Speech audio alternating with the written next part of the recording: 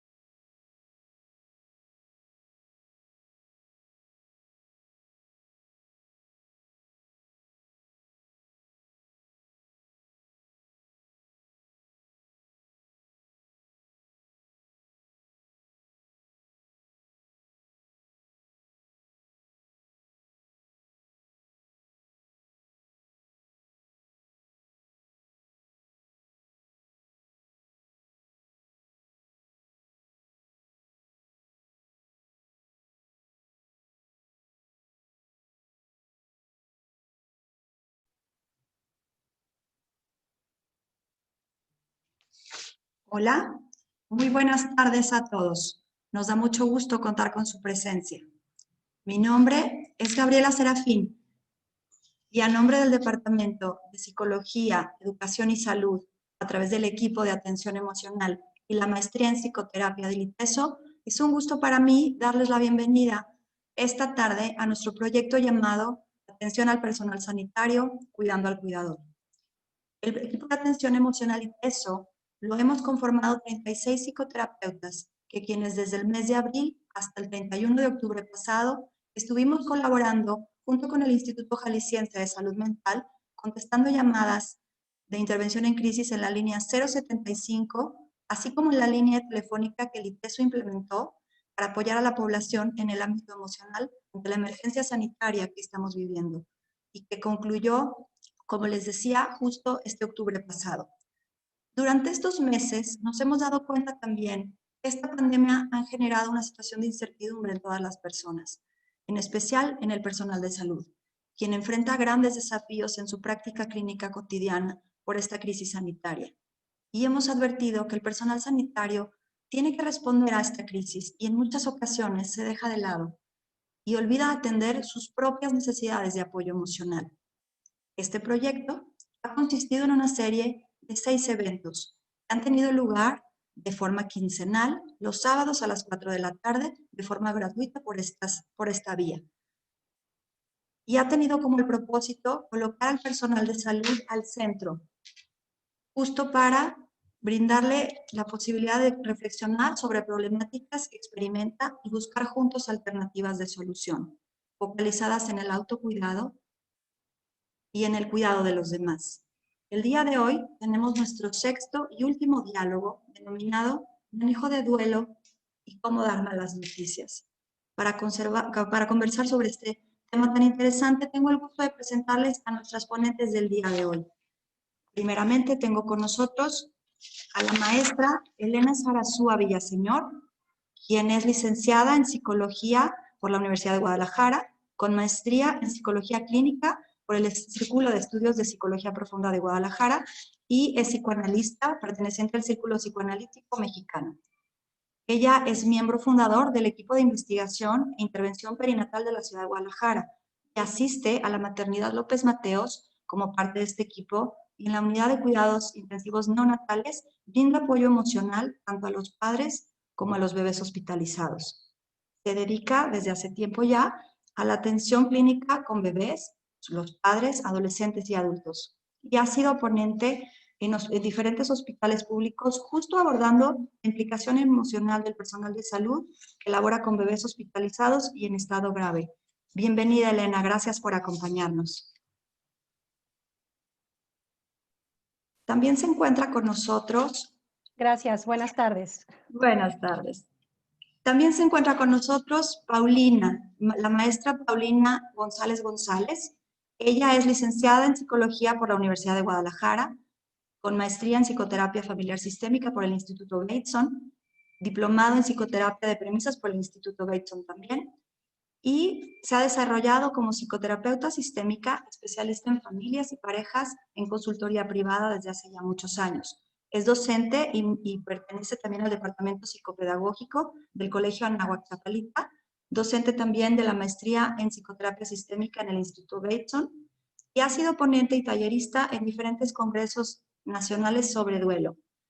Y justamente está a cargo de una investigación sobre la influencia del proceso de duelo en las interacciones familiares. Bienvenida.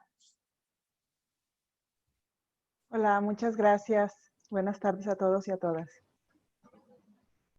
Y déjenme presentarles a la moderadora del día de hoy. Tenemos con nosotros a la doctora Lucía Rostro. Ella es licenciada en Psicología por el ITESO, con maestría en Psicoterapia de Grupo por la UDG, maestría en Psicoterapia de Adolescentes y Adultos por la Asociación Psicoanalítica Jalisciense y doctorado en Psicoanálisis con acentuación en parejas y familias por la Universidad Intercontinental. Se ha dedicado a la práctica clínica también ya ininterrumpidamente con adolescentes, adultos, parejas, familias y grupos terapéuticos y grupos empresariales. Déjenme platicarles, antes de ya dejarlas con ellas, que tanto Lucía como Elena y Paulina forman parte del equipo de atención emocional ITESO y nos estuvieron apoyando a contestar llamadas de asesoría psicológica tanto en la línea de SALME como en la del ITESO. Este servicio, tanto de línea de atención ITESO como nuestra colaboración con SALME, han llegado a su fin. Sin embargo, déjenme recordarles que la línea 075 continuará laborando los 365 días del año, brindando atención emocional e intervención en crisis a todas las personas que así lo requieran. Esto a través del personal del Instituto Jalisciense de Salud Mental. Y bueno, por último, tenemos un gran equipo también detrás. Nos acompañan detrás de cámaras los psicoterapeutas Eugenia Casillas y Víctor de Santiago, quienes pertenecen también al equipo de psicoterapeutas de atención emocional ITESO y nos estarán apoyando, atendiendo los mensajes de ustedes, todo público, con sus comentarios, preguntas, y junto con nuestros ponentes estaremos dando sus respuestas brevemente y acordes y atentamente. Gracias a todos por su compañía y le pido a Lucía de inicio a nuestro diálogo. Bienvenidos. Hola, ¿qué tal? Aquí con mucha alegría de compartir con ustedes este espacio, esta sexta conferencia de conversaciones y charlas en favor o con el propósito de acompañar al personal sanitario y también de crear un espacio de pensamiento protector para todo el personal de salud. Hablábamos ya del tema, manejo de duelo, cómo dar malas noticias. Y bueno, poner aquí sobre la mesa esto que ya he sabido, que el duelo pues es la respuesta emocional ante las pérdidas.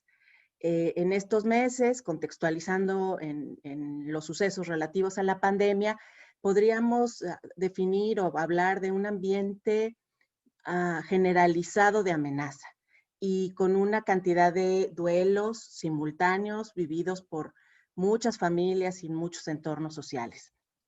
En este contexto aparece el tema de tener que acompañar a las personas a recibir noticias que pueden cambiar y transformar su vida, ¿no? Que puede afectar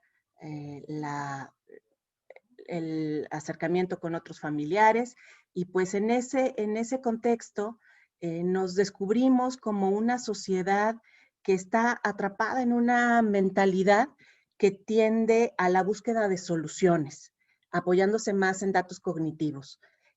Tenemos un desequilibrio, hay mucho menos atención y se concede menos importancia a los datos emocionales.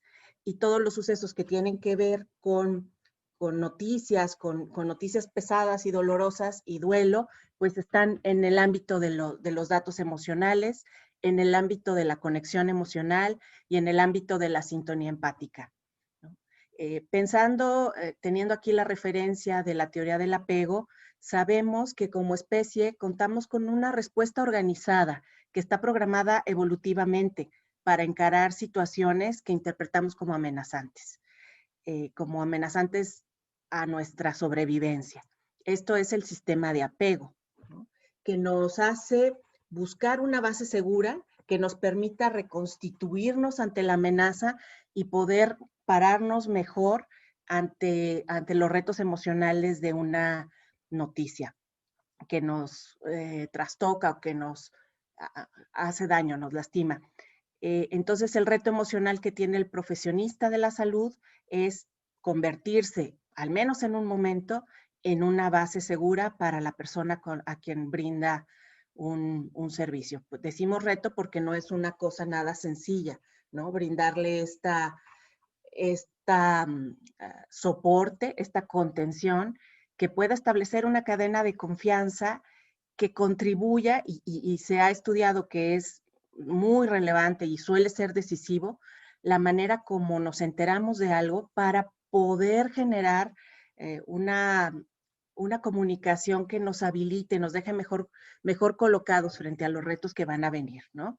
Se sabe que la buena comunicación entre médico y paciente, bueno, no exclusivamente médico, cualquier profesionista de la salud, incide muy concretamente y muy tangible, de un modo muy tangible, a la adaptación que puede tener el paciente. Y que incluso la buena comunicación llega a tener una incidencia en la disminución de síntomas físicos, tan importante resulta y tan valiosa, ¿no? Para el profesionista también tener una buena comunicación con sus pacientes, lograr momentos de conexión importantes y significativos, también redunda en una mayor satisfacción profesional y una sensación de mayor bienestar emocional. Entonces, esta jornada de hoy la vamos a dedicar a reflexionar en torno a este tema y vamos a tener un inicio que verán ustedes lo importante y útil que va a ser, puesto que nuestras ponentes han decidido darnos una introducción con una escenificación práctica y concreta que pueda dar pie a preguntas, reflexiones y que nos deje a todos la sensibilidad y la huella emocional de lo que estos momentos implican. Entonces, yo quisiera dar la bienvenida a Elena y a Paulina para que nos hagan favor de hacer esta escenificación que han planeado, que han ensayado para todos nosotros, y yo momentáneamente voy a apagar cámaras y micrófonos. Doctora, buenos días. Buenos días, Ana. Pase y siéntese, por favor.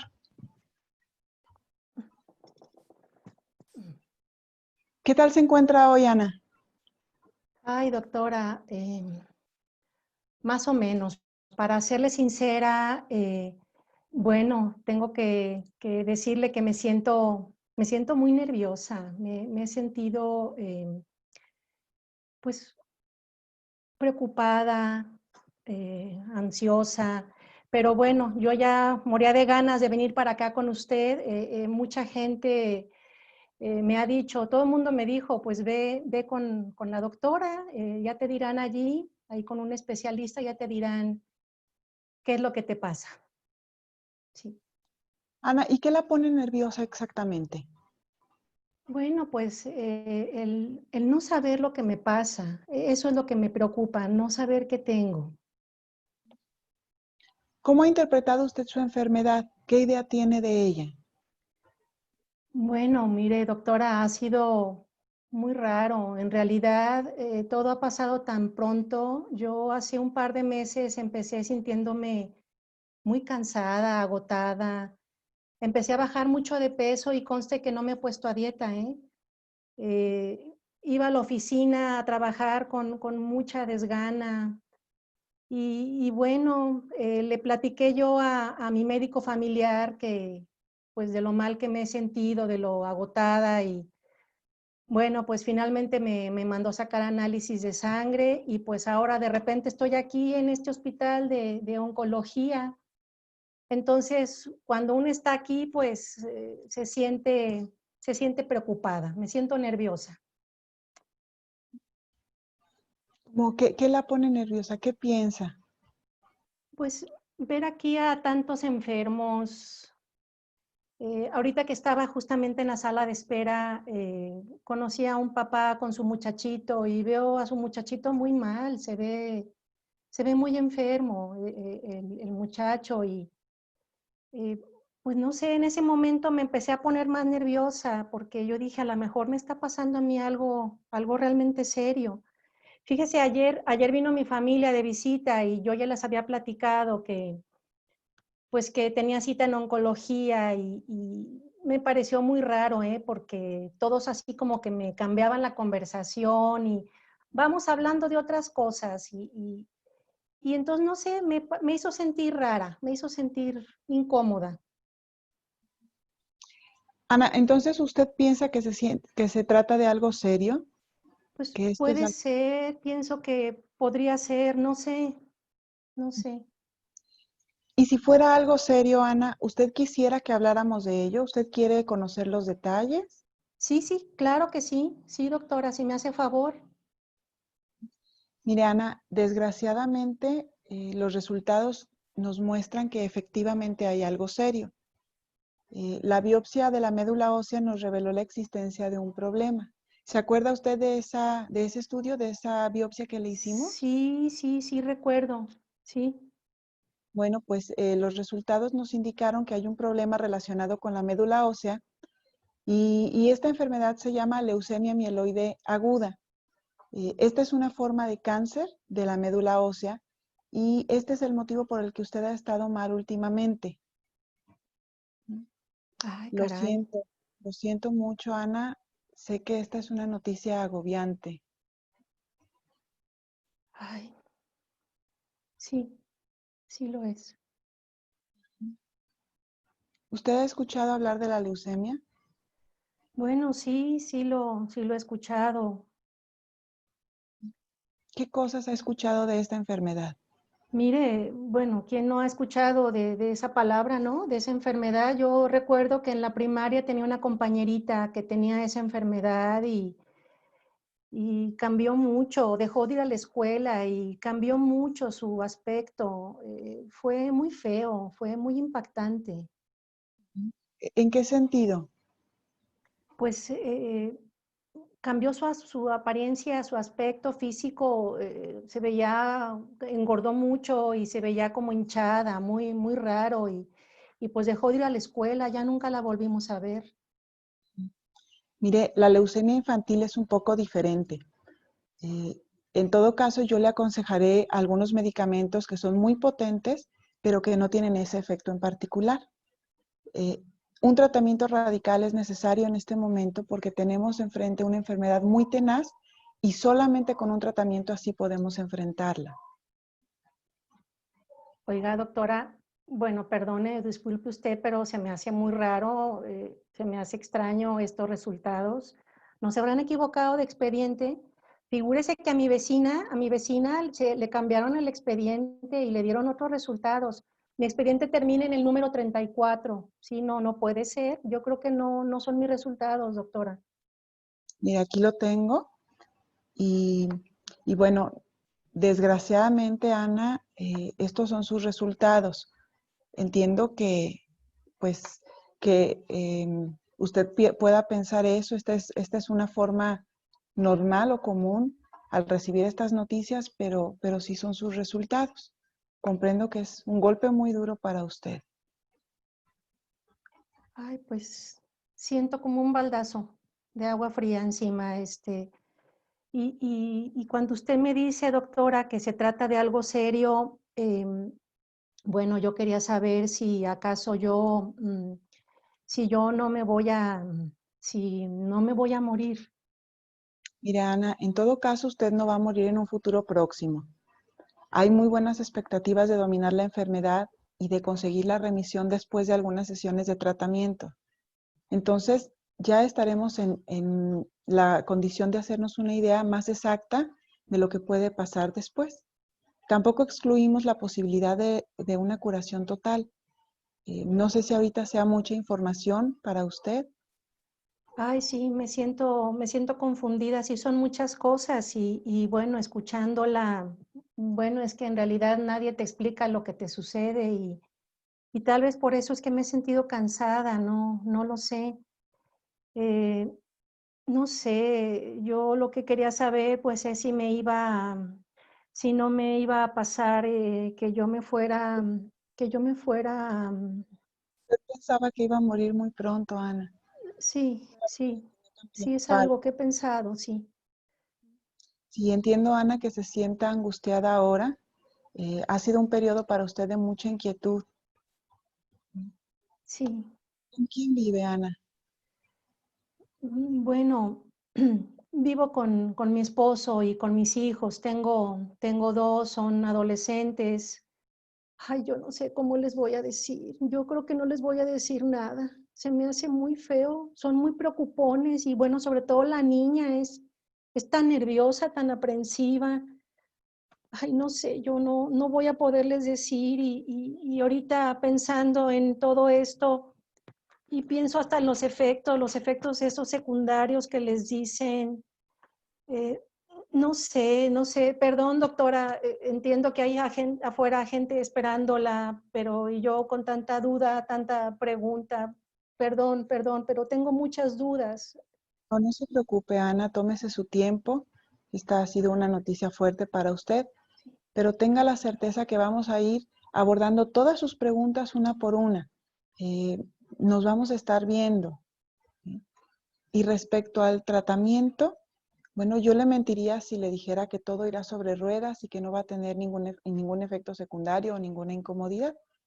Eh, Sin embargo, aunque es un tratamiento duro, pues hay algunas posibilidades de controlar la enfermedad, y aunque ahorita no tiene usted que tomar ninguna decisión, valdrá la pena revisarlo. ¿No? Quizá, si usted quiere, debamos discutirlo con mayor calma en otro momento, y a lo mejor usted quiera también que venga su esposo. Sí, Sí, me gustaría, sí. sí, mire, podemos agendar una cita en esta misma semana y conversar los tres, hablar de esta situación, revisar cada una de las opciones que tiene usted, e incluso hablar de cómo se lo van a comunicar a sus hijos. Ay, sí, yo creo que es buena idea, doctora. Sí me gustaría venir acompañada de mi esposo porque la verdad es que me siento mal, me siento pues muy preocupada. No sé, no me siento aliviada.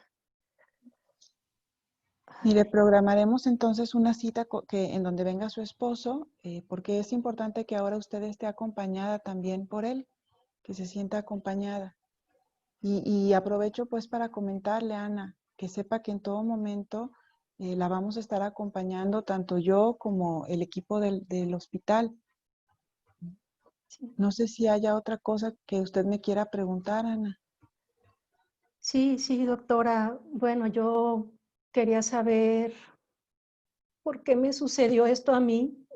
Yo no sé qué cosa hice mal. Yo he llevado una vida sana. No entiendo, doctora.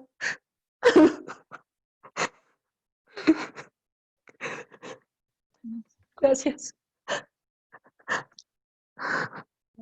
Mm, Esto no se debe a algo que usted haya hecho o haya dejado de hacer.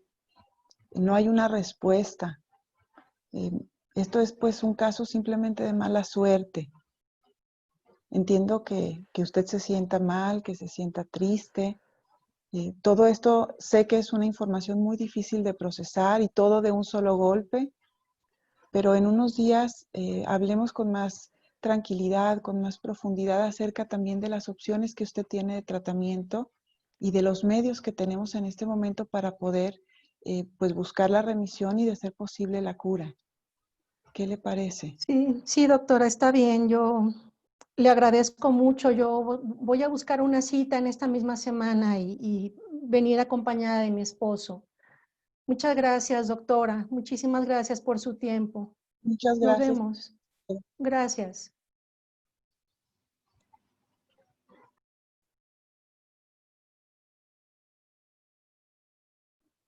Bueno, pues les agradezco mucho a mis compañeras ponentes esta manera de introducirnos al tema. Les pediría que se presentaran con nosotros, con sus cámaras y su micrófono, para que comencemos el diálogo que de una manera tan vivencial y de tanta integración de la vulnerabilidad ustedes han puesto para nuestro trabajo de reflexión el día de hoy. Les estoy muy agradecida. Y la primera pregunta que quisiera poner en la mesa para Paulina es, bueno, aquí naturalmente en la escena miramos el dolor tremendo de la paciente con la noticia que está recibiendo, ¿no?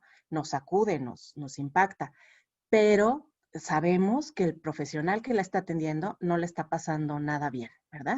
Que aunque es un malestar tal vez mucho más silencioso, la está pasando mal. Y yo quisiera preguntarte, Paulina, sobre eso justamente. ¿Cuál es el impacto emocional para el personal de salud estar en estos contextos, en estas situaciones cotidianas?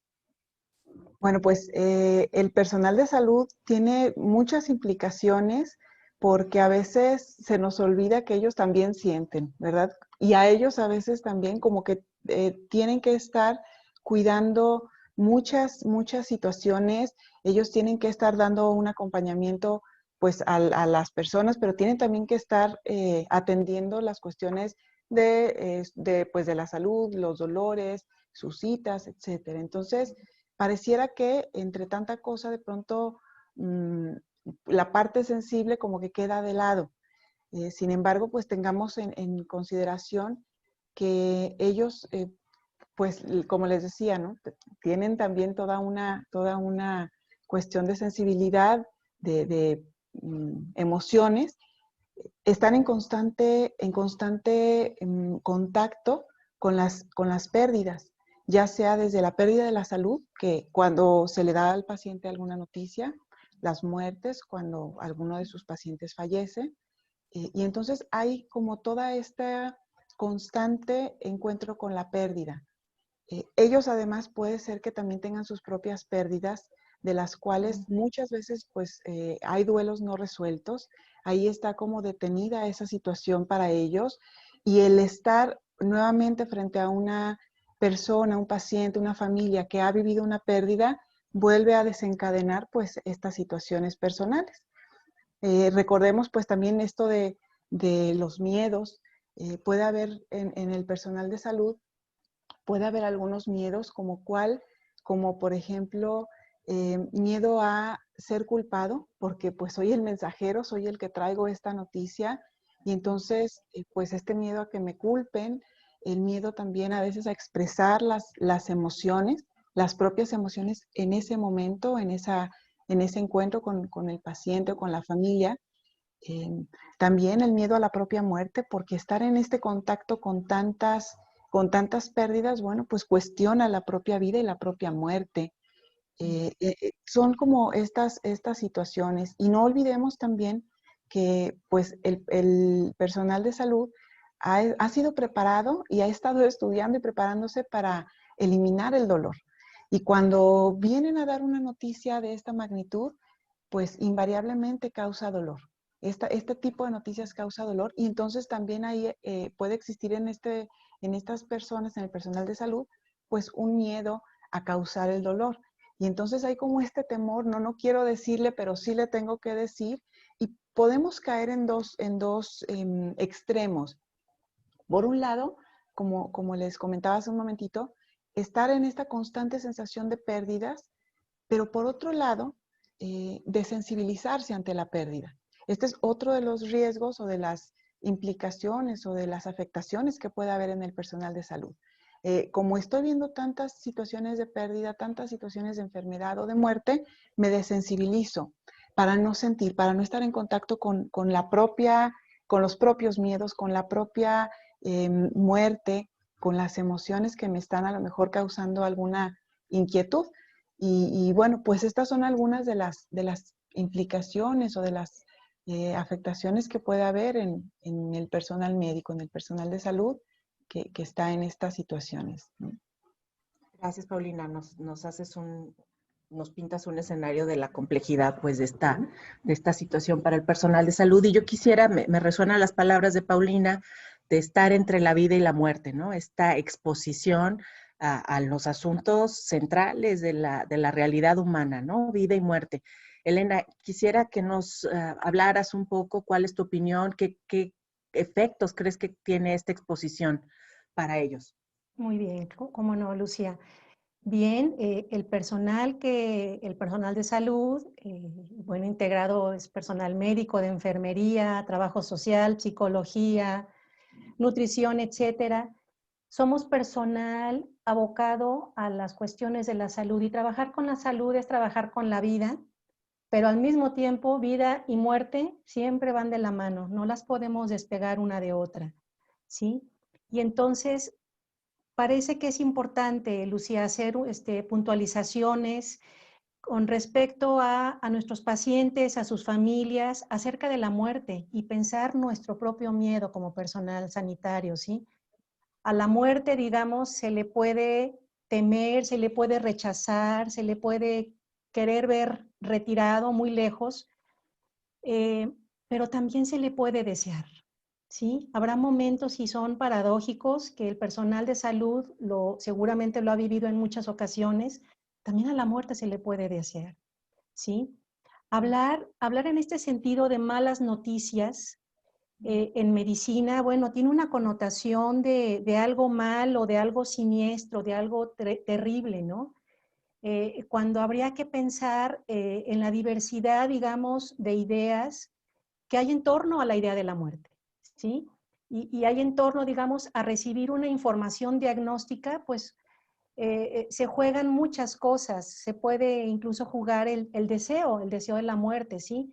Con la idea de muerte, digamos, suele despertarse nuestros miedos más profundos, ¿sí? Nuestros miedos nuestras propias pérdidas, nuestros duelos no resueltos. Y nuestros pacientes nos pueden recordar todo eso, ¿sí? El contacto con los pacientes, con los niños, con los adolescentes, el contacto con los ancianos, nos pueden recordar nuestros propios padres, ¿sí? Nos pueden recordar los niños a nuestros hijos o nuestras propias infancias. Entonces, podríamos pensar que es un temor universal, pero también como una especie de terror primitivo, como una agonía primitiva experimentada en los inicios de la vida, ¿sí? De manera muy temprana en los bebés. Y bueno, a las cuestiones de la muerte solemos ponerle una distancia. Recuerdo, y si le habla en voz bajita, ¿no? Recordaba ahorita el caso de una señora que me tocó atender, una señora embarazada, pero su bebé ya estaba muerto dentro de su vientre, ¿sí? Entonces, la señora estaba en el quirófano y al serle retirado su bebé, la ginecóloga dijo, no se lo enseñen, pero así en bajito. Y la señora escuchó y dijo, no, sí, quiero ver a mi bebé, me quiero despedir de él. ¿Sí? En este no se lo enseñen es como, no me lo enseñen porque yo tampoco lo puedo ver. ¿Sí? Es muy fuerte la experiencia. Un caso muy distinto que hace un contraste importante, un caso similar también de un mortinato, una mujer, esto fue platicado por una enfermera que yo creo que nos está viendo ahorita, era una pareja de cuatitos y venían muertos también, murieron en un momento, ¿sí? Y al estar en el quirófano, la enfermera se acercó y le dijo, señora, ¿quisiera usted despedirse de sus hijos? Y ella dijo, no, lléveselos, retírelos, no los quiero ver. Pero la señora se quedó pensando un rato y más tarde dijo, ¿sabe qué? Sí, me quiero despedir de mis hijos, ¿sí? En este sentido, Lucía, podemos pensar que las mamás para poder emprender un trabajo de duelo de esta magnitud necesitan de estos elementos sensibles, sensoriales, ver, oler, tocar, ¿sí? Porque va a ser una experiencia, bueno, es un no evento, es un no acontecimiento, no nació vivo el bebé, ¿sí? Entonces, bueno, nos toca como personal de salud tomar conciencia del peso de nuestras palabras y también pensar en favorecer un proceso de duelo. Oye, Elena, pues muchas cosas muy importantes planteadas aquí. Me haces tomar conciencia de la parte de tabú tan importante que está en torno a este tema y lo temerosos y lo poco habilitados que estamos para lidiar con estos aspectos de siniestros, amenazantes. Y para poner como manos en la obra, yo por ahí veía algunas preguntas que empiezan ya a surgir los temas de, bueno, ¿cómo es el duelo?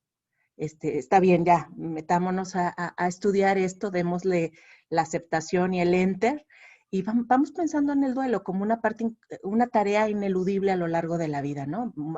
Un duelo, muchos duelos vamos a ir enfrentando, y yo quisiera pedirle a Paulina que nos hable de las fases del duelo.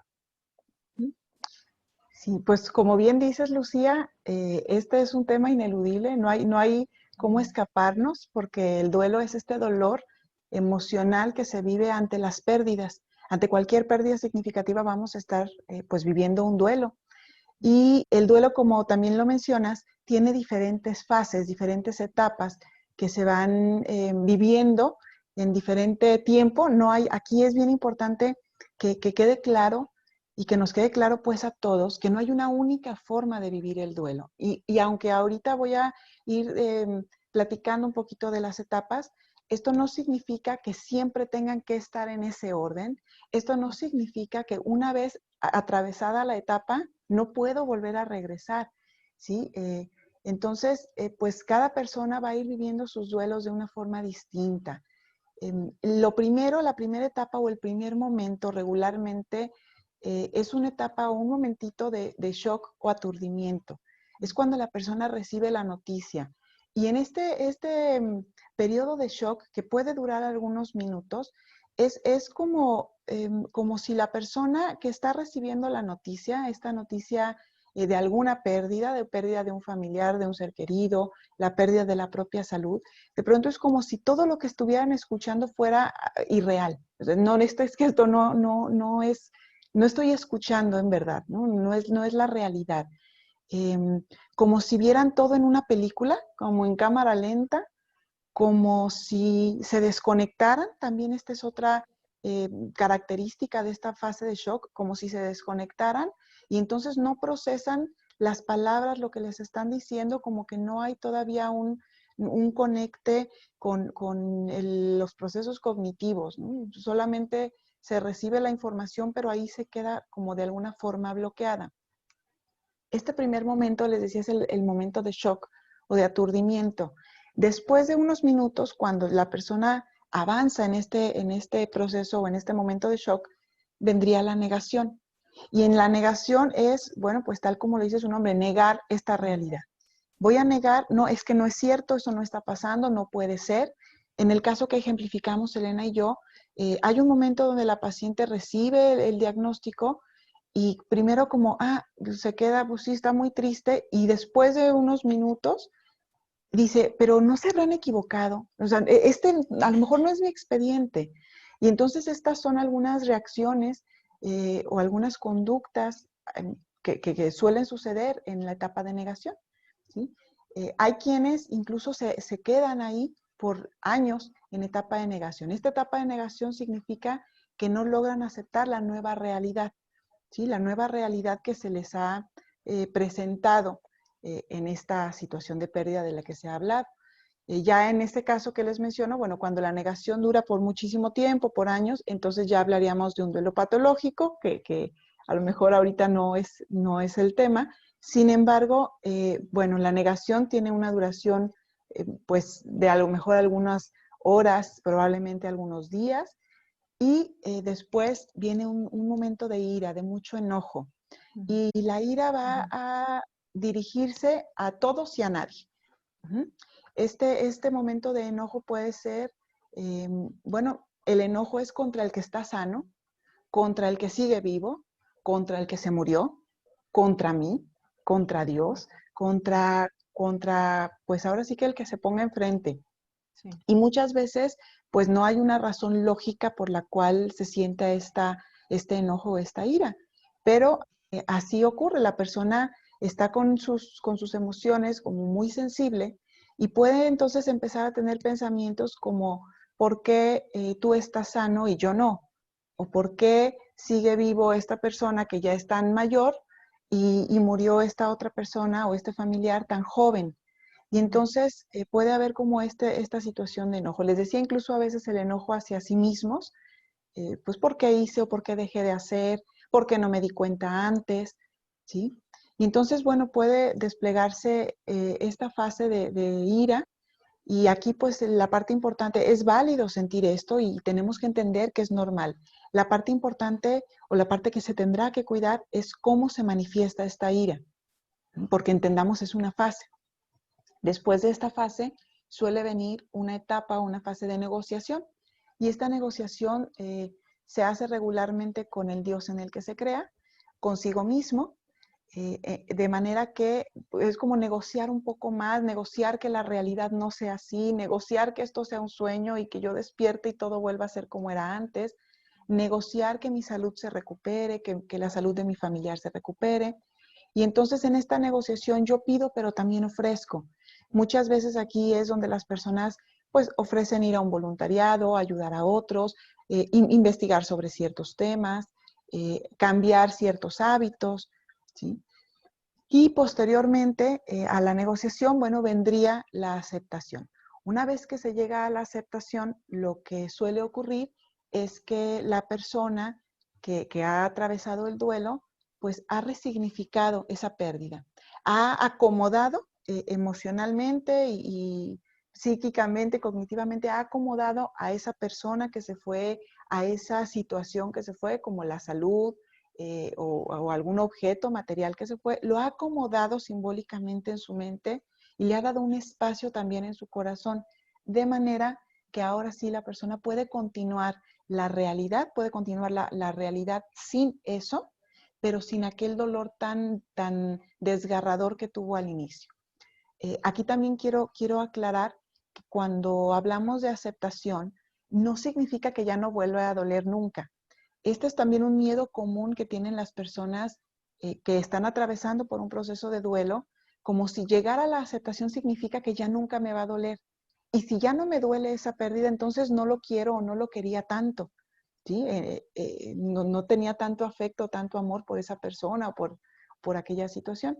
Y entonces también cabe aclarar que no es así. Cuando se llega a la aceptación, pues me va a seguir doliendo, va a haber fechas que me van a mover muchas emociones, va a haber situaciones muy particulares que a lo mejor me van a volver a contactar con ese dolor, con esa tristeza.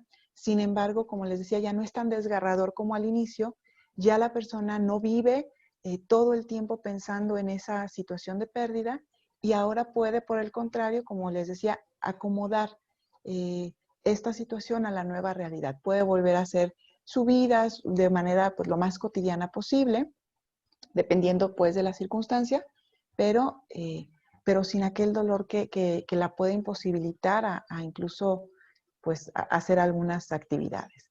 ¿Sí? Y entonces estas serían las etapas. Sin embargo, bueno, repito, no significa que cada una de ellas se viva en 2 meses, ya pasaste a la que sigue, otros 3 meses y la que sigue, no. Van a ir, bueno, estas son las etapas. Esta forma como se las presenté es de las más comunes en que se presenta, pero como les decía, puedes dar 2 pasitos para adelante y 1 para atrás. Parece que ya atravesé una etapa y después me regreso y después vuelvo a avanzar. Cuando se logra la aceptación, entonces, bueno, pues ya no serán necesarias psíquicamente estas etapas previas, ¿sí? Y pues bueno, más o menos esto es lo que pasa con el duelo. Hay otros muchos factores que están involucrados, pero de forma general esto sería. No, lo ilustras muy bien y haces también, por lo menos a mí me haces pensar, pues todo el trabajo psíquico interno que hay que hacer, que es bastante intenso, prolongado, y cómo a veces nuestra expectativa al informar a una persona de algo que le genera, que es como el disparo de arranque de un proceso de duelo, a veces habría la expectativa a veces de que sea rápido su comprensión y su entendimiento de lo que le pasa y ahora vemos que no es razonable, ¿verdad? Tener esas expectativas y que también el funcionamiento psicológico está invadido, ¿no? Que no está el potencial total de la persona a su disposición para enfrentar todo esto, ¿no? Ni su racionalidad. Entonces, bueno, con este marco que nos pone Paulina, Elena, yo quisiera que nos ayudaras, que nos pudieras aclarar cómo hacemos para acompañar a una persona para recibir estas noticias, a procesarla, a encararla, ¿no? ¿Qué nos puedes decir al respecto? Claro, bueno, en primer lugar, no habría fórmulas ni protocolos rígidos.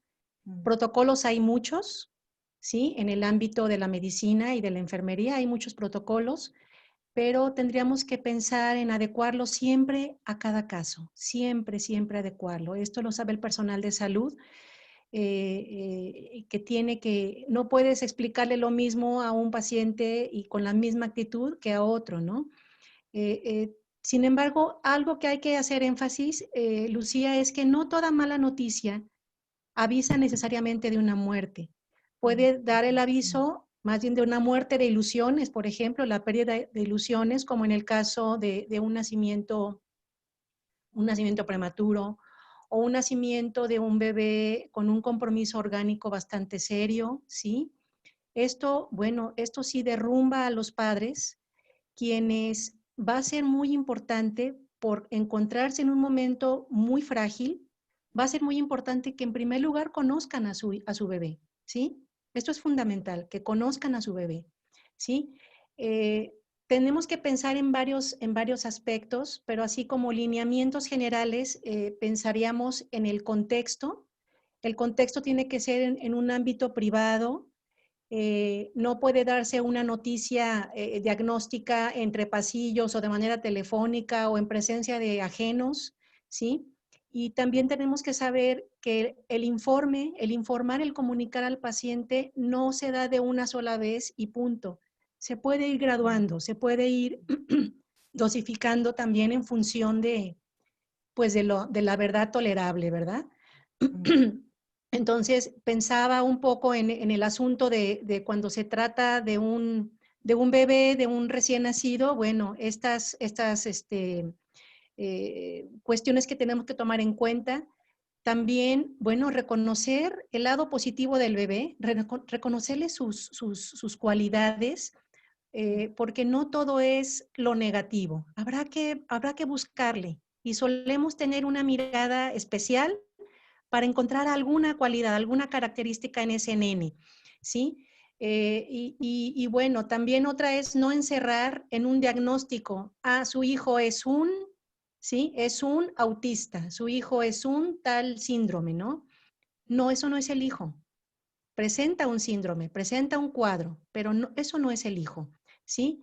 El hecho también de dar siempre la noticia con un monto de esperanza, ¿sí? Una esperanza realista. El decirles a veces, no se hagan muchas ilusiones, eso derrumba a los padres y mantienen y conservan esa huella, digamos, como algo imborrable, ¿sí?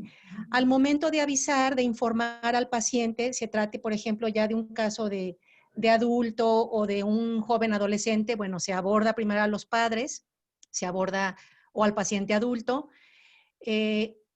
Tendríamos que sondear qué sabe y qué quiere saber el paciente, ¿sí? El saber, Lucía, no es siempre una sorpresa. El tema del saber, el saber de sí mismo, hay cierta información que nos va llegando del propio cuerpo, es como un saber inconsciente, como un saber de sentido común. Hay información de carácter, digamos, visceral que nos llega a nuestro psiquismo, ¿sí?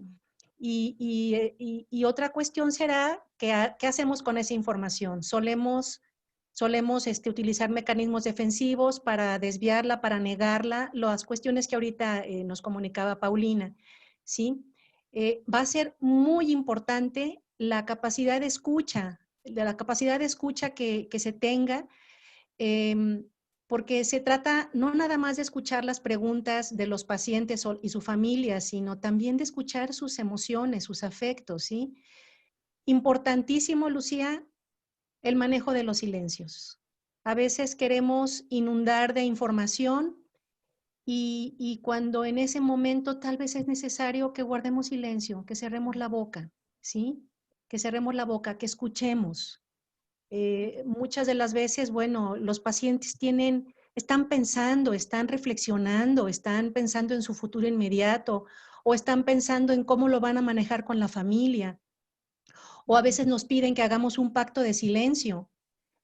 O nos lo pide la familia, ¿sí? Nos lo puede pedir la familia. Por favor, le pido, doctor, doctora, que ni una palabra de esto a mi papá.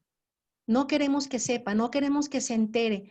Cuando en la mayoría de las veces los pacientes enfermos, los enfermos, se percatan, nuestra mirada, nuestra escucha, eso lo desarrollamos desde que somos bebés, ¿sí? Desde que somos chiquitos, percibimos una mirada distinta en nuestra familia, en papá, en mamá.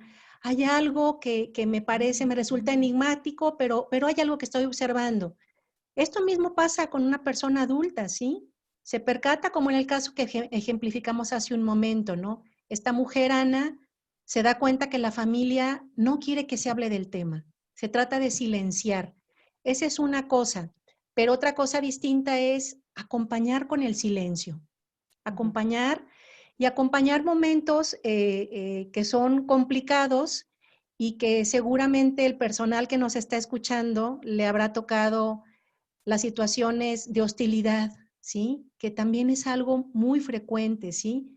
Y que a veces uno lo toma tan personal, tan propio, cuando no nos damos cuenta que se pueden estar jugando mecanismos defensivos. Es probable que sí haya elementos de hostilidad por alguna situación hacia el personal de salud. Hay que pensarlo, ¿sí? Pero digo, básicamente, Lucía, el tema de la información, el tema de cómo irlo abordando, se va dando sobre la marcha, pero también se requiere un entrenamiento especial, ¿sí? Ujú, ujú. Pues miren, veo que flashean algunos comentarios de felicitaciones a nuestras ponentes, yo también me sumo, y realmente es mucha la estimulación que me generan con sus comentarios, con las cosas que ustedes dicen. Elena, me hacías pensar en esta frase del psicoanalista Bolas, que habla de lo sabido no pensado, y también cómo, por más duro que sea, el momento de nombrar una sensación, un temor, una intuición, da una paz, al menos ya tiene la concreción, ¿verdad? De que está puesto en palabras y se puede enfrentar, porque lo otro es solamente una especie de escalofrío, ¿no?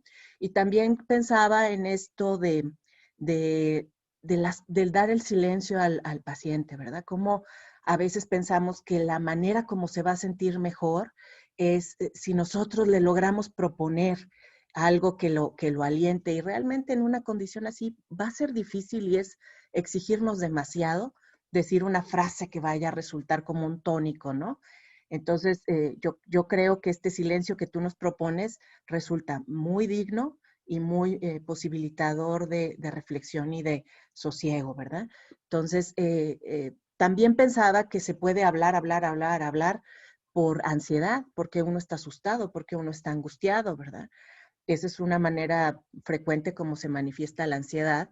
Y bueno, ahora que seguramente nuestros escuchas, nuestro público debe estar, eh, espero igual que nosotros, como con tanta sensibilización a la importancia de este tema, pues me pongo a pensar cómo debería estar este asunto de la comunicación, de todo esto que venimos desarrollando, el duelo, en las currículas, ¿verdad? En los planes de estudios, cómo tendríamos que integrar esto para que no fuera al azar o por ensayo y error que la gente pueda introducirse al tema. Y en el caso de los que ya no estudiamos con estas orientaciones y con este tipo de apoyos, pues pensarlo como un asunto de estudio, de reflexión, de análisis importante. Yo les quiero preguntar que nos vayan dando como pistas respecto a qué habilidades podemos recomendar y poner así como en la mira para todos los profesionales de la salud. ¿Qué tenemos que desarrollar? ¿Cómo tenemos que habilitarnos? ¿Cómo lo hacemos mejor? Quisiera darle la palabra a Paulina y luego Elena, o Elena y luego Paulina, como ustedes quieran, para que redondeemos este tema y luego podamos pasar a las preguntas de nuestra audiencia. Bien, pues has tocado un tema bien importante, Lucía, la currícula. El plan de estudios que tienen los médicos creo que no incorpora este tipo de temas, o los incorpora de una forma pues como muy superficial. Sin embargo, creo que es algo fundamental. Los médicos y las enfermeras, todo el personal de salud han sido preparados para dar diagnósticos, para atender, para hacer curaciones, para operar, etcétera, para hacer un montón de funciones. Pero esta parte de dar la noticia, de acompañar a la persona que está sufriendo, de acompañar a la persona que está recibiendo una información dolorosa, difícilmente se profundiza. Y difícilmente se profundiza tal vez también porque el dar, como decíamos hace ratito, el dar una noticia de esta índole, pues contacta con la propia emoción. Y entonces, pues entre más frío, entre más distante esté emocionalmente el personal de salud, mejor, lo pongo entre comillas, ¿no? Pareciera que es mejor. Sin embargo, también sabemos que la forma en que se dan este tipo de noticias va a impactar significativamente en la forma como la persona que recibe esta información va a percibir y va a tomar pues lo que se le está diciendo. Entonces es importante que se pueda dar la noticia de una forma adecuada, que se pueda acompañar. Dentro de las habilidades, pues es muy importante que se desarrolle la empatía. Ya se ha tocado en otras de las charlas de sábados que tuvimos.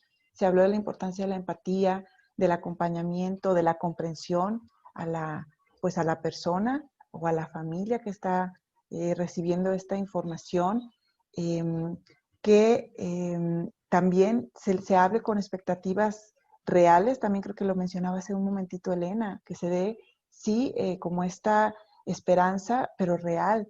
A veces el dar demasiada esperanza o el dar muy poca esperanza, pues es complicado. Entonces, como tener el justo medio en estas expectativas que se pueden tener, pues son algunas de las habilidades o de los recursos que debería tener el personal de salud y que probablemente lo han desarrollado, pero a base de ensayo y error y a base de ir pues poco a poquito, y creo que sería pues mucho más enriquecedor para ellos tenerlo desde un inicio y mejor ir puliendo, de manera que sea también más fácil para ellos la transición pues de ir dando este tipo de informaciones.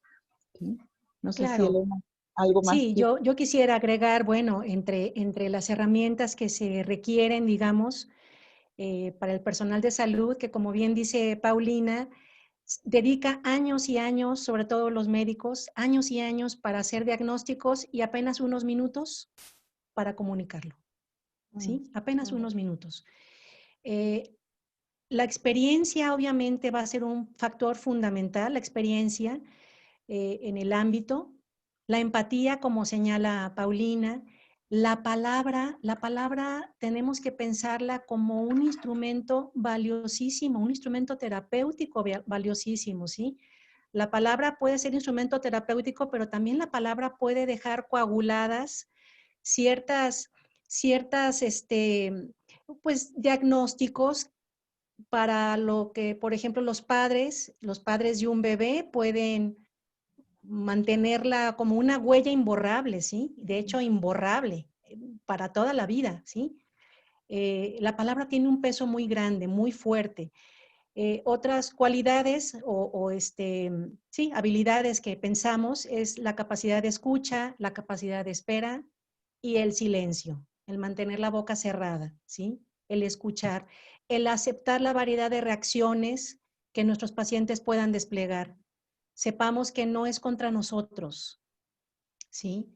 Y que el hecho de tener que informar tal vez en el fondo sí nos haga sentir con mucha pena, con mucha culpa, pero es un acto más que burocrático, es un acto humano, es un acto clínico, ¿sí? La tolerancia y el respeto, todo esto va junto, va de la mano, ¿sí? Añadiendo un poco, digamos, Lucía, a los comentarios que hizo Paulina. Oigan, pues qué padre.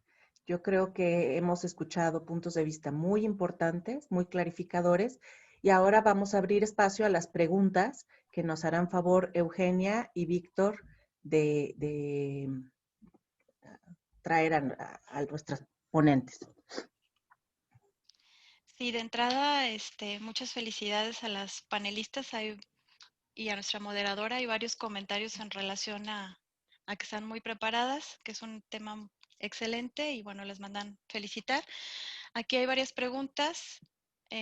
Una de ellas es, ¿el paciente siempre debe de ser el primero en recibir la noticia o en qué caso se comunicaría primero a los familiares? No sé, Elena, ¿quieres? Puedo responder, claro. Sí, en caso de que sea un niño o un adolescente o un recién nacido, obviamente, en primer lugar se informa el diagnóstico a los padres, ¿sí? En primer lugar. Ya en función de lo que los padres también tengan que hablarlo con su hijo o con su hijo adolescente, digamos, el hijo adolescente va a preguntar, pero todo va a ser con base en la mirada de los padres. Si los ve nerviosos, preocupados, angustiados, es muy probable que el muchacho no quiera preguntar qué enfermedad está teniendo él, ¿sí? Es muy probable. Entonces, pensaríamos que acerca de la importancia que a la hora de que comuniquemos podamos decirles este tipo de opciones, incluso ponernos como mediadores, como personal de salud, como mediadores para acompañarlos, ¿sí? Habrá también casos que, por ejemplo, sea un diagnóstico hecho hacia una persona mayor. Aquí lo importante es, se le debe comunicar y también se le debe informar. En primer lugar, según la Ley General de Salud, nos dice, el paciente tiene derecho a ser informado, pero también el paciente tiene derecho a no ser informado, si él así lo solicita, ¿sí? y podrá ser informado solamente con pequeños rasgos, pequeñas descripciones y en función de lo que pueda ir tolerando. Se le puede decir a la persona, oiga, ¿usted le gustaría venir acompañado o acompañada la próxima vez? Quisiera que habláramos juntos en familia como lo hicimos en el ejemplo. ¿Sí? Ok. Gracias, Elena. Tenemos otra pregunta que dice, ¿qué le ayudaría a la persona a sobrellevar el duelo? No sé si nos quieres ayudar, Paulina. Bien, pues como decíamos, el duelo es un proceso. Esto significa que hay como muchos pasos o muchas actividades que realizar o muchas conductas que se van a manifestar antes de llegar a la aceptación. Y entonces, ¿qué le ayudaría? Bueno, pues vivir estas etapas, vivirlas sin culpa, vivirlas pues el tiempo que se requiere. A veces la vida misma nos va llevando a, pues ya tienes que salir a trabajar, tienes que hacer, tienes que continuar. Y es un momento de repliegue en donde necesitamos pues una pausa, acomodar nuestras emociones, nuestros pensamientos, como decíamos hace ratito, pues resignificar esa pérdida. Y entonces creo que ayudaría mucho ser paciente, tener paciencia, ser comprensivo consigo mismo. La persona pues que logre entender que está atravesando por una situación compleja, ha tenido una pérdida importante y todo lo que se va a vivir después de la pérdida, al menos dependiendo de la pérdida va a cambiar el tiempo, pero pensemos a lo mejor en un duelo por muerte, puede tardar a lo mejor entre 1 año o 2 años, que este sería el tiempo normal que estamos como procesando todas estas cosas. Y entonces, tener paciencia. Lo que debe ocurrir en 1 año y medio, 15 meses, no va a ocurrir en 2. Y recuerden también, yo les decía hace ratito, puede parecer que ya llegué a la aceptación y de pronto hay un retroceso, pero bueno, no es retroceso, no llegué, no había llegado, era como un avance y entonces es parte del mismo proceso. Entonces yo esto diría, tenerse paciencia, si es la misma persona quien está como viviendo el duelo, si es alguien más de la misma forma, paciencia, comprensión y vivir las etapas. Sí creo que es muy, muy importante darse el permiso de vivirlas, de llorar, de entristecerse, de enojarse, de forma pues que no quede nada pendiente. Muchas gracias, Paulina. Había otra pregunta, no sé quién me quiere responder. Dice, ¿podrían diferenciar entre la amenaza de pérdida del otro o de pérdida de sí mismo? Así como distinguir, ¿no? Es como el impacto emocional entre la pérdida de que te digan que va a morir alguno de tus familiares, que está muy enfermo uno de tus familiares, y cuando te lo dicen a ti directamente. Bueno, ¿podría yo comentar? Sí, claro, Elena. Sí, la amenaza hacia sí mismo o la amenaza hacia un otro, sí hay una gran diferencia. Uno suele tomar de referencia, en el caso de la muerte, Eugenia, en el caso de una posibilidad de muerte, una enfermedad mortal, una enfermedad terminal, digamos, suele las personas o solemos poner a la muerte como la ajena, ¿no? O sea, conocemos la muerte a través de la muerte ajena. Es el otro el que va a morir y aún así, aún si mi familiar va a morir, aún así a mí me resumba, digamos, me retumba en la cabeza y en el corazón, me retumba esa posibilidad de perder a mi ser querido, ¿sí? Pero también me retumba la posibilidad de qué voy a hacer yo si lo pierdo, ¿sí? Si pierdo a este ser querido. Es un proceso de duelo muy, muy importante, es un trabajo de duelo, así ya también lo apuntó Paulina hace un momento. En el psicoanálisis conocemos el trabajo de sueño, que se requiere un esfuerzo muy grande para elaborar un sueño. También se requiere un trabajo, un esfuerzo enorme para despedirnos de nuestro ser querido y para despedirnos, porque se va haciendo un duelo de poco a poquito, ¿sí? Ya no es nuestro ser querido como era antes, ha cambiado, se ha transformado, ¿sí? Está más debilitado. Y es un dolor muy grande que tiene que ser abordado también si es posible, por el personal de salud y encaminarlo a lo mejor al área de psicología. Ujú. ¿Sí? No sé si Ok. respondí a la pregunta. Sí, aquí Álvaro, que fue quien hizo la pregunta, dice, me refiero a la amenaza personal de morir, no la muerte del otro. Se refiere a la amenaza, a la Ujú. posibilidad de La muerte, posibilidad de de muerte. la propia muerte. Ujú. Bueno, pues yo pensaría, Álvaro, que hay una mezcla aquí de afectos, de representaciones también. Hay una mezcla. Cuando es uno el que tiene el compromiso con la muerte y que es próxima, el trabajo de duelo obviamente es distinto y yo requeriría poderlo externar y poderlo trabajar con alguien. Cuando siento que nadie me escucha o que mi familia me está escondiendo alguna cuestión, yo lo percibo, ¿sí? Me doy cuenta. Y entonces me siento en soledad, en abandono y se requiere la presencia del otro para que un interlocutor, digamos, ¿sí? Se requiere de un interlocutor. Y entonces pensemos aquí, prestemos para la interlocución. Gracias, Elena. Ahorita en este contexto de la pandemia, también hay varios comentarios en relación a eso. Dice, ¿qué podemos hacer para aliviar un poco el dolor ante la pérdida de un familiar por COVID? Ya que, como sabemos, en varios hospitales no se permite la visita a los enfermos de COVID. Varios familiares solo reciben la noticia de que ya murió su familia y días antes no lo vieron. ¿Quién quiera comentar? Pues sí, si quieren, yo respondo esta pregunta. Y bueno, si esta es una realidad actual y esto es algo que además del dolor mismo de la muerte, está el dolor por no haber visto a la persona, por haber pasado unos días en donde el familiar está internado, en donde no se tiene comunicación con él o con ella.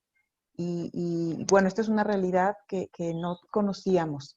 Esta es una realidad que es nueva prácticamente para todos. En general, las muertes no eran así, las enfermedades, la mayoría no. Y ahora cualquier persona que muere por COVID, pues tiene estas características. Y entonces para acompañar a la familia, pues ahora sí que nuevamente, y no va a parecer como disco rayado, ¿verdad? Pero empatía, escucha, comprensión, creo que esto es básico, esto no lo podemos perder de vista. Probablemente habrá que intensificarlo porque además será un doble dolor o una doble pérdida, ¿sí? De la misma manera, pues ayudar a que se pueda hacer una despedida, que se pueda elaborar una despedida y un cierre. Los seres humanos necesitamos hacer estos cierres, necesitamos estos rituales de despedida. Y ahora que, bueno, pues ni siquiera puedo yo hacer mi velorio, no puedo tener la misa de cuerpo presente, no puedo tener el cuerpo de mi familiar. Entonces son como elementos que van quedando inconclusos. Y para poder ayudar, también será importante que la familia pueda concluir y que encuentren una forma, si no es física, pues simbólica de hacer estos cierres, de concluir este camino junto con ese familiar y entender bueno, pues que viene el proceso de duelo, viene la etapa de mucho dolor, de mucho cambio, de mucha emocionalidad y pues también ahorita lo comentaba Elena, si se requiere pues también hablar, ¿no? Pedir esta ayuda, acercarse al interlocutor que pueda pues contener, dar esta contención emocional y este apoyo. Gracias, Paulina. También en ese sentido hay una pregunta, si quieren agregar algo más, es ¿cómo acompañar como médico o enfermero, ahora en este caso, a la persona en sus últimos momentos de vida cuando no está ninguno de sus familiares? Así es. Así es. Toca en estos momentos de COVID, perdón, ya te quité la palabra a Pau, No, adelante, adelante. toca al personal de salud. Toca al personal de salud hacer frente a esta situación. Yo entiendo que al personal de salud se le exigen muchas cosas, muchas cualidades, muchas virtudes, habilidades, experiencia, amabilidad, honestidad, tacto. También otro más, ¿sí? Se les pide en este caso que hagan frente, digamos, a esta compañía, hacer compañía a quien está al borde de la muerte. Es lo que se pide, ¿sí? Se puede acompañar también con silencio. El silencio también envuelve, ¿sí? Es una envoltura psíquica. Envuelve obviamente el abrazo, el tocar, pero en estos momentos de COVID, nuestra presencia como personal sanitario puede ser una compañía importante, de lo más fundamental, pensaba ahorita, porque en la medida en que uno pueda acompañar en el camino a la muerte, yo pensaría que podremos acompañar de mejor forma en el camino a la vida, a la salud. Y aquí yo quisiera agregar, de ahí la importancia de cuidar al cuidador. O sea, de ahí la importancia de que el personal sanitario, los médicos, las enfermeras, trabajo social, pues tengan también este respaldo que les ayude o esta contención que les ayude a hacer frente a todas estas situaciones tan complejas y tan dolorosas a las cuales se enfrentan. Y pues no perderse de vista.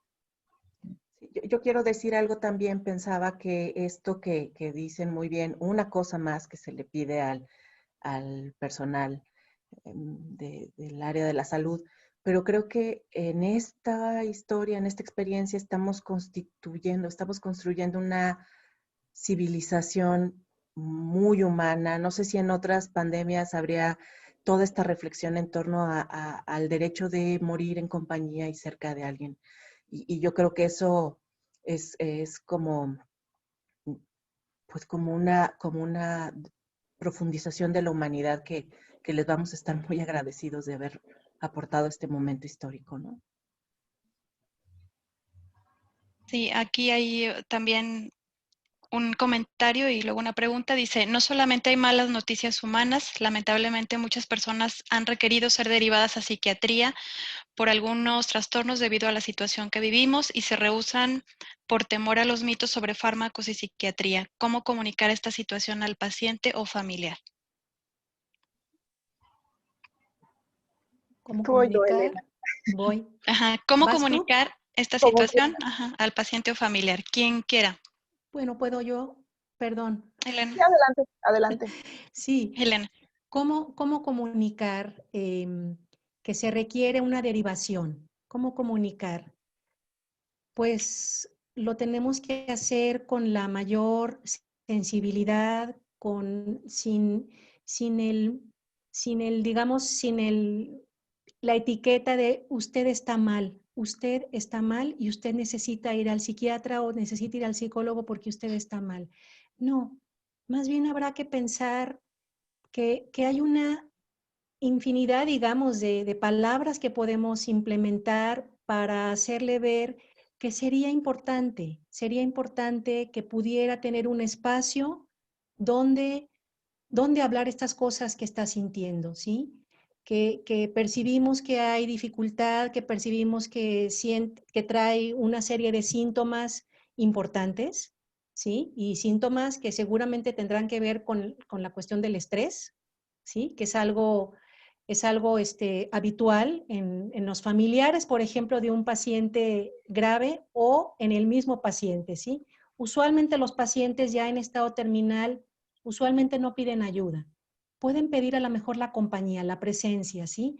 Pero como familiares, yo creo que no está de más que el personal de medicina, de enfermería, pudieran proponerlo contacto, ¿sí? Con respeto, con palabras amables, sin hacerle ver usted está mal, no, realmente usted está viviendo cosas muy difíciles, es entendible por lo que usted está pasando, es entendible que tenga insomnio, que no pueda comer, que no pueda tener actividades, entiendo que se sienta deprimido, pero mire, hay espacios donde usted podría abordarlo.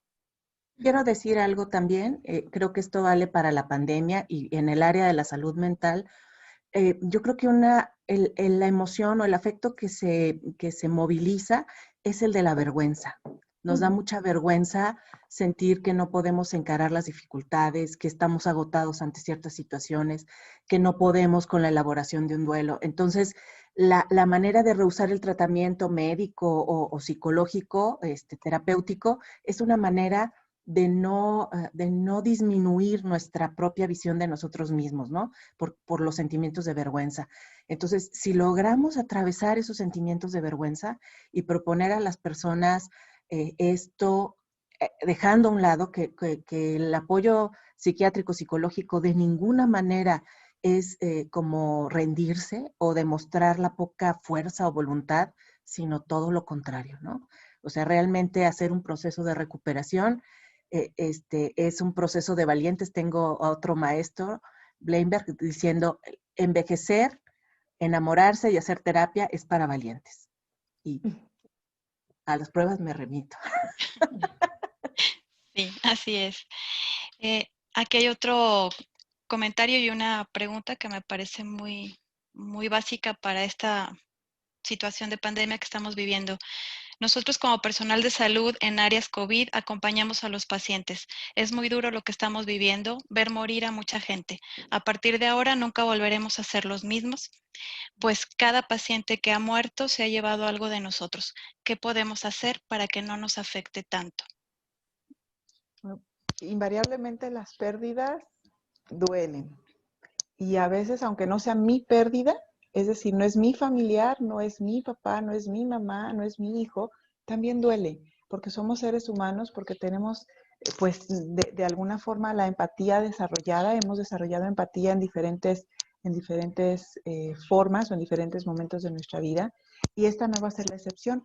Incluso, bueno, pues, el personal de salud sí será importante, como ahorita comentaba Lucía, pues aceptar también y reconocer que hay este dolor, que hay tal vez pues mucha tristeza, mucha impotencia por estar enfrentando constantemente a la muerte, pedir ayuda si es que se requiere, porque también pareciera que si ayudas no recibes ayuda. Y entonces, no, una cosa no excluye a la otra. Entonces es muy válido también decir, no estoy pudiendo, esta parte emocional me está sobrepasando, porque tampoco es algo habitual estar viendo la muerte ay, perdón, se me fue la palabra, como tan seguidita una y otra y otra y otra. Y entonces, pues esta situación se tendrá que atender, ¿sí? El reconocerlo, el pedir ayuda, el hablarlo. Pero aquí tú dijiste algo, Eugenia, y me gustaría también dar otra opinión. Dijiste, cada paciente se llevó algo de nosotros. Pero yo más bien pensaría como en qué te dejó ese paciente y qué te ayudó en qué te ayudó a contactar con alguna emoción, porque así como se lleva una parte, es cierto, pero también nos dejan otra. Y entonces me gustaría como que pudieran, a lo mejor en esta forma de ver la pérdida, de ver la muerte del otro, puede ser un poco más reconfortante. El saber que también me dejó algo, que me hizo aprender algo, descubrir algo de mí. No lo sé. Gracias, Paulina. Luego también aquí hay un comentario, lo voy a leer. Dice, lo más difícil que he visto son los niños con COVID, que se les ha dejado internados solos. En algunos hospitales nos toca a personal de salud dar el confort, cosa que en inicio de la pandemia nos tocó enfrentar con coraje y con dolor. Confieso que he llorado por ver esto, amo a los niños y pago por ayudarlos. Gracias. Sí, gracias por el Muchas gracias, comentario. sí es de gloria. Gracias por el comentario. Sí. Digo, ya por cuestiones de tiempo, solamente voy a hacer una pregunta más. De todos modos, ahorita en el chat voy a dejar los correos de nuestra moderadora y de las panelistas que nos permitieron compartirlo, por si alguien quiere hacerles alguna pregunta directamente a ellas, les vamos a dejar sus correos. Sí, solamente, digo, hay muchos comentarios en relación a lo difícil que ha sido vivir esta situación de pandemia. Y una pregunta es, cómo tratar una conducta agresiva en el paciente. Por ejemplo, si quisiera, al darle la noticia, quisiera golpear al personal de salud, ¿qué se tendría que hacer? ¿Quieres tú empezar, Pau? Bueno, pues sí, si quieres yo empiezo. Como ya comentábamos, la ira y el enojo, pues es una reacción natural ante este proceso de duelo, ante una pérdida. Cuando se le informa al paciente sobre una enfermedad o sobre la muerte de algún familiar, pues la reacción inmediata de quien recibe la noticia puede ser de agresión, puede ser agresiva y puede ser a veces, decíamos, en contra pues, de quien le está informando esto. ¿Sí? Que muchas veces es el médico que está atendiendo el caso. Entonces, bueno, pues sí es importante también que el personal se cuide y se proteja, tener como este espacio de cuidado, de comprensión al otro, es decir, comprendo que no es una cuestión de agresión por agresión, sino que está procesándolo de esta forma y podemos pues combinar en el momento en el que yo le digo, entiendo que usted esté molesto, entiendo que se sienta así, pero esta no es la forma adecuada. Le pido pues, que tenga como calma ante la forma como está respondiendo. Digo, sé que es complejo porque a veces en medio del enojo y en medio de la explosión de ira, las personas pues no están como en la mejor disposición de escuchar, pero sí valdrá la pena pues validar el enojo, pero invalidar la conducta. No sé si esta pues está bien, es válido que usted esté enojado, es válido que tenga pues esta emoción, pero no es esta la forma adecuada de expresarla. No soy yo tampoco y no es nadie en particular contra quien se tiene que desahogar esta emoción. Entonces, pues bueno, esto puede ser. Claro. Claro, dice Gómez Sancho, un médico español, en un texto que se llama ¿Cómo dar malas noticias en medicina? Él dice, ¿qué hacer con un paciente agresivo, violento, que se violenta, por ejemplo, frente a la enfermera? Porque usualmente estas reacciones, usualmente son frente al personal de enfermería, ¿sí? El personal de enfermería son los primeros en recibir una serie de quejas y de también tener que sostener las demandas o las necesidades emocionales de los pacientes, ¿sí?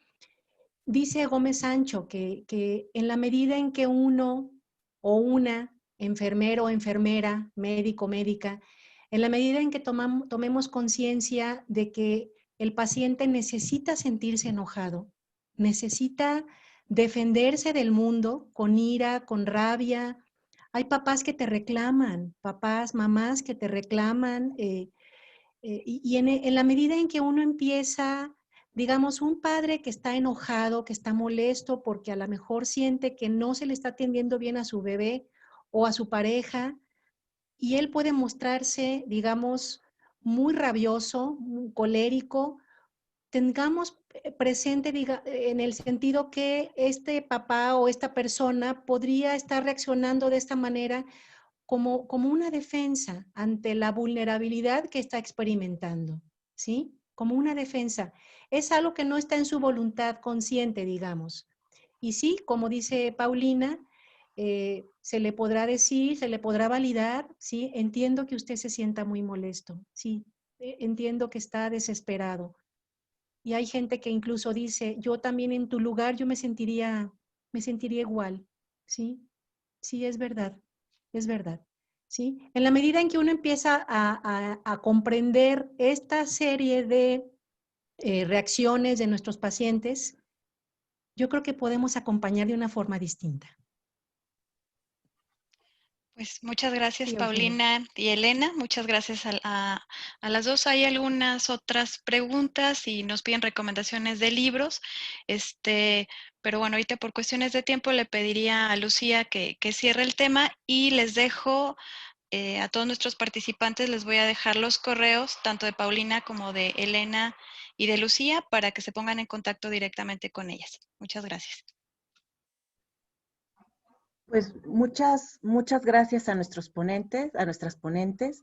Yo creo que lo que hemos podido conversar el día de hoy, insisto, es como un factor protector para nuestras mentes en este momento de dificultad.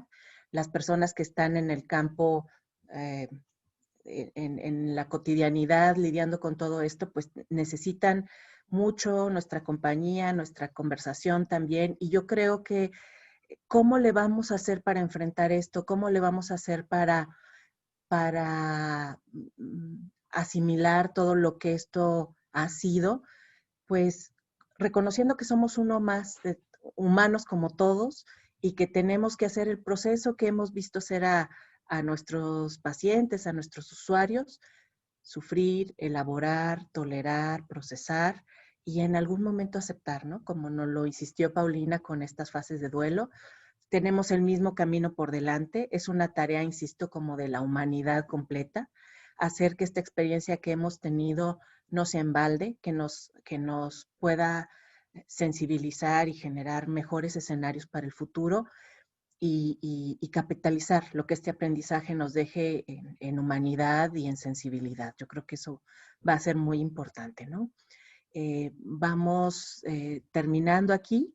Muchas gracias, ha sido de verdad un gran placer, un gran honor compartir esta mesa virtual con ustedes.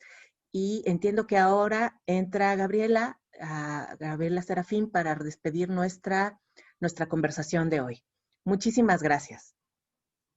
Así Gracias. es, pues ha sido una gran tarde. Definitivamente un tema que da para mucho, mucho más. Lo notamos en los comentarios de todo nuestro público. Y bueno, por eso es que las ponentes tan lindamente han dado como su contacto directo por si alguien todavía tiene alguna inquietud. Yo no me queda más que agradecerte, Lucía, Elena, Paulina, por las reflexiones y alternativas que nos han compartido el día de hoy con respecto a este tema tan interesante.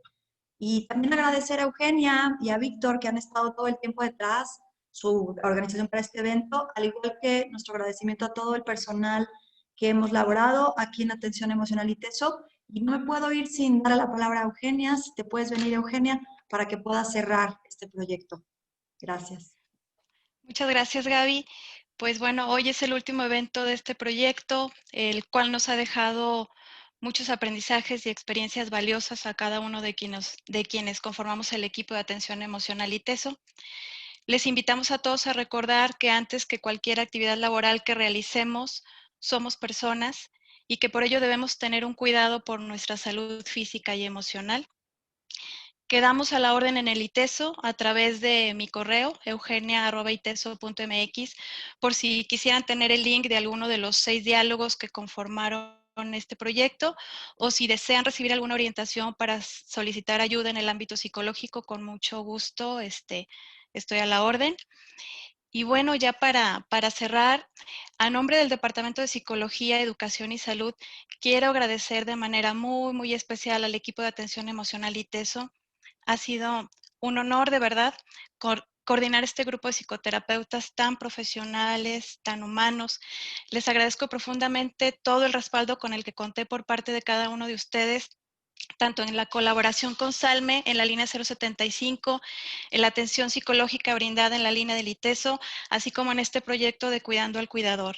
Créanme que en esta época de pandemia, la solidaridad y el corazón que cada uno de ustedes pone en su trabajo ha sido un recordatorio muy lindo de que el sentido de nuestra profesión está en ayudar a los demás. Gracias de verdad de corazón y bueno, pues un abrazo a todos.